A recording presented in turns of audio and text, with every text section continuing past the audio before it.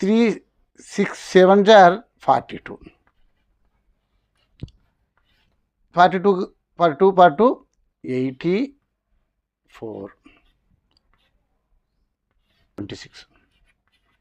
44 తీసేస్తే 42 తీసేస్తే 84. 42 తీసేస్తే 42. నెక్స్ట్ 42కి 2 అంటే దీనికంటే ఒకటి తగ్గించుకుంటే 481. దీనికంటే ఒకటి పెంచితే 518. అంటే ఇవి అయిపోయింది. ఇంకొక 3 మిగిలిపోయినాయి కదా.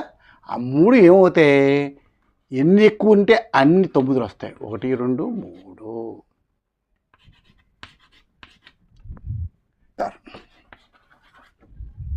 ఓకే, కొత్త విషయం తెలుసుకున్నారు.